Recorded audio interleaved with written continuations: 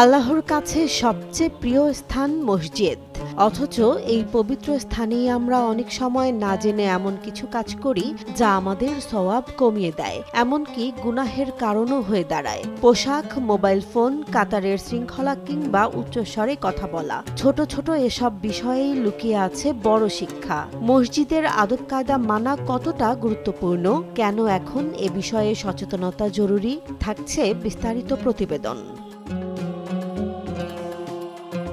হাদিসে বর্ণিত আছে, আল্লাহ তাআলার কাছে সবচেয়ে প্রিয় জায়গা মসজিদ এবং সবচেয়ে অপছন্দনীয় জায়গা বাজার। সহিহ মুসলিমের ৬৭১ নম্বর হাদিসে এমন বর্ণনা পাওয়া যায়। তাই প্রতিদিন ৫ ওয়াক্ত সালাত আদায়ের জন্য মসজিদে যাওয়া শুধু ইবাদতই নয়, এটি এক বিশেষ মর্যাদার অংশ। তবে বাস্তবতা হলো, মসজিদের আদব কায়দা সম্পর্কে অজ্ঞতা বা উদাসীনতার কারণে অনেক মুসল্লি অজান্তেই ভুল করছেন। পবিত্র ও পরিপাটি পোশাকে মসজিদে যাওয়ার নির্দেশ রয়েছে আল কুরআনের সূরা আল আরাফের ৩১ নম্বর আয়াতে, কিন্তু অনেকেই যে কোনো পোশাকেই মসজিদে প্রবেশ করেন। এমনকি পোশাকে থাকা ছবি বা লেখা অন্যের খুজু নষ্ট করতে পারে, যা অনুচিত। মসজিদে প্রবেশের আগে কাঁচা রসুন, পেঁয়াজ খাওয়া থেকে বিরত থাকা এবং দুর্গন্ধমুক্ত হয়ে যাওয়ার নির্দেশ রয়েছে সহিহ বুখারীর হাদিসে। কারণ মসজিদ শুধু মানুষের নয়, ফেরেশতাদেরও সমাগম স্থল। তাই পরিবেশের পবিত্রতা বজায় রাখা প্রত্যেক মুসল্লির দায়িত্ব। মসজিদে প্রবেশের পর ২ রাকাত তাহিয়াতুল মসজিদ আদায় করার বিধান রয়েছে, কিন্তু অনেকে না জেনে আগে বসে পড়েন।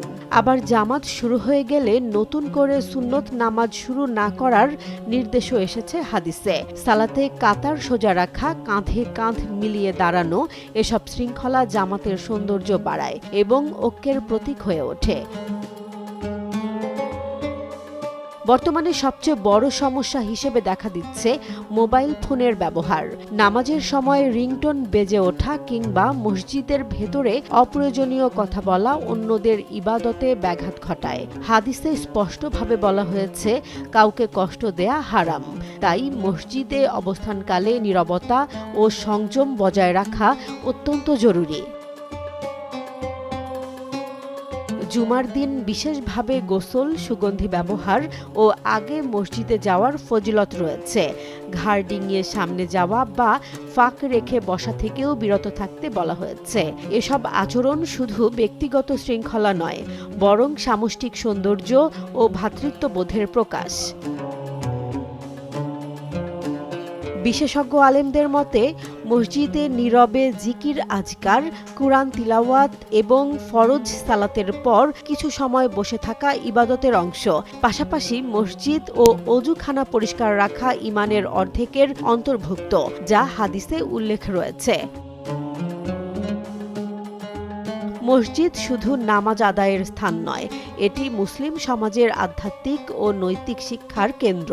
ছোট ছোট আদব কায়দা মানার মধ্যেই লুকিয়ে আছে বড় সওয়াব এবং শুদ্ধতার শিক্ষা। তাই সচেতনতা ও দায়িত্বশীল আচরণই পারে মসজিদের মর্যাদা অক্ষুণ্ণ রাখতে। জেসমিন জাহান, নিউজ ডেস্ক, জনবাণী।